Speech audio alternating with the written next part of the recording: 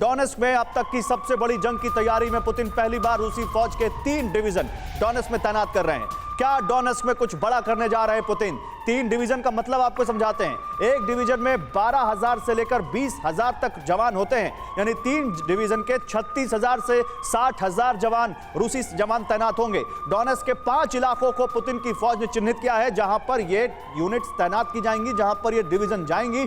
एक एक करके हर इलाके को कब्जे में लेना पुतिन ने अपना लक्ष्य बना लिया है। लेकिन इसी बीच आतिश यूरोप में क्या होगा? क्या अब जलेगा यूरोप? ये हम क्यों कह रहे हैं आप इस खबर से समझेंगे। चेचन कमांडर रमजान कादिरोव ने बड़ा बयान दे दिया है। चेचन कमांडर रमजान कादिरोव के बयान के बाद पश्चिम में हड़कंप। जल्द ही ओडेसा, खार्किव और कीव पर कब्जा होगा। लेकिन इसके बाद क्या कहा रमजान कादिरोव ने, ये आप ध्यान से सुनिए। रमजान कादिरोव ने कहा कि कीव के बाद पोलैंड पर भी हमारी नजर होगी। कादिरोव ने कहा कि कादिरोव का यह बयान नेटो को परेशान करने वाला है। कादिरोव सबसे बड़े जो पुतिन के तमाम जो यहां पर नुमाइंदे इस वॉर में लगे हुए उनमें से एक हैं, और कादिरोव ने बहुत डे 1 से पुतिन के लिए जंग लड़ी है और पोलैंड पर निशाना साध रहे कादिरोव। इसका मतलब क्या है? नेटो कंट्री है पोलैंड, नेटो के सबसे बड़े बेसेस वहां पर हैं, और वहां पर इस तरह की बात करना कि हम कीव पर कब्जा करेंगे, खार्किव पर कब्जा करेंगे और पोलैंड हमारा निशाना होगा, तो क्या यह वॉर यूरोप में जाएगी? ईस्टर्न यूरोप में पोलैंड के बाहर, पोलैंड के से ही तमाम हथियार यूक्रेन आ रहे हैं। क्या पोलैंड पर अब कब्जा, या कहें कब्जा तो छोड़िए, हमला करेगा रूस? एक और खबर देखिए, यूक्रेन के बहाने पुतिन की बड़ी योजना के खुलासे का दावा हुआ है। यूरोप पर कब्जा करने की पुतिन की योजना है। क्या यह वॉर अब इस मुहाने तक पहुंचेगी जहां पर पश्चिम देश खड़े हैं? खास तौर से पश्चिमी यूरोप के देश पुतिन के निशाने पर हैं। पश्चिमी यूरोप से पहले ईस्टर्न यूरोप से होकर जाना पड़ेगा पुतिन को। और क्या वो यहां पर Poland, Hungary, Romania, Slovakia, Baltic countries, इन पर स्वीडन, फिनलैंड, इन पर भी क्या पुतिन कुछ कर सकते हैं? यह बहुत बड़ा यहां पर सवाल है। क्या पोलैंड पर अटैक करेगा रूस? क्योंकि रमजान कादिरोव ने बहुत बड़ी बात कह दी है। एक और बड़ी खबर, फिर जाएंगे अपने एक्सपर्ट्स के पास। यूक्रेनी विदेश मंत्री कुलेबा ने बड़ी धमकी दी है। कुलेबा ने कहा कि 24 फरवरी को बड़े हमले की धमकी उन्होंने दी।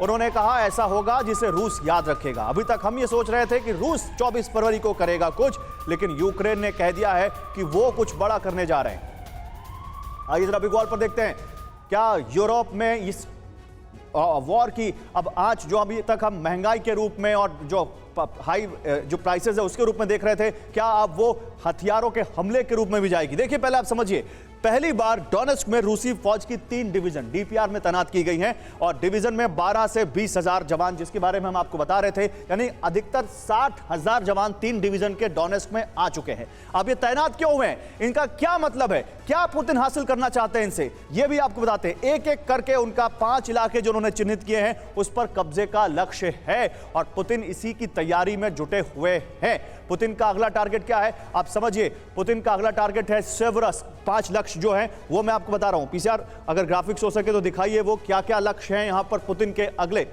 पहला जो लक्ष्य है वो सेवरस्क है, जो 5 इलाके में बता रहा हूं जहां पर ये डिवीजन तैनात की जाएंगी, वो मैं आपको बताता हूं। आप समझिए, आपको मैप पर वो दिखाते हैं। ये डीपीआर का इलाका देखिए, ये पूरा रशिया इधर है, इधर यहां पर यूक्रेन है, और ये जो 5 लक्ष्य हैं इनको आप समझिए।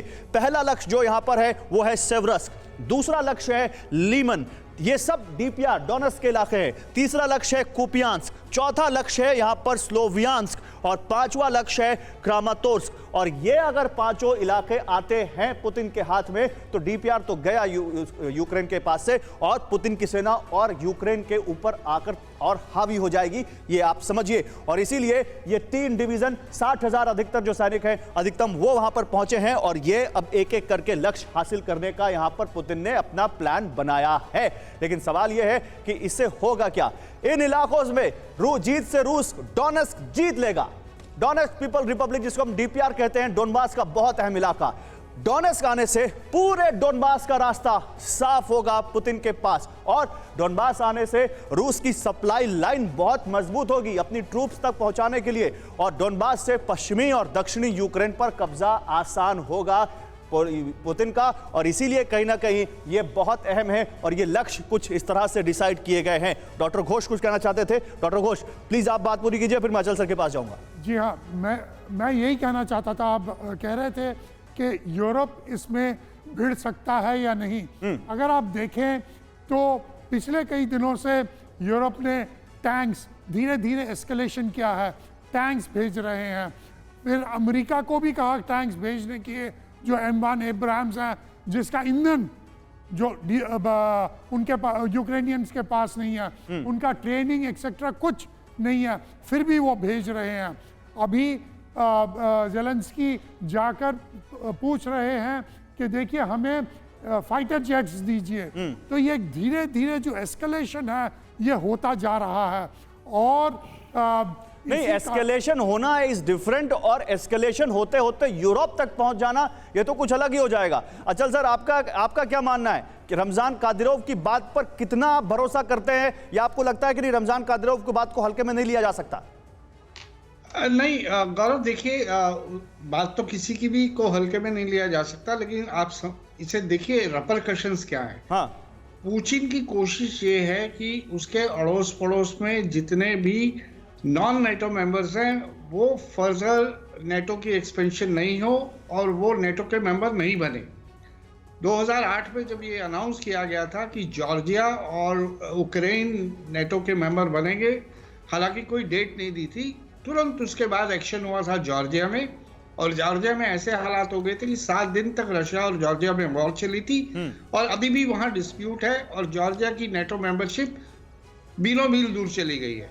वही हालात यूक्रेन के हो गए, हालांकि जॉर्जिया में उतना बुरा हाल नहीं हुए थे जितने यूक्रेन में हुए हैं। नेटो के किसी भी देश में रशिया का इंटरवेंशन बहुत ही खतरनाक कदम होगा और वो उस समय होगा। नहीं, लेकिन ये कितना पॉसिबल दिखता है?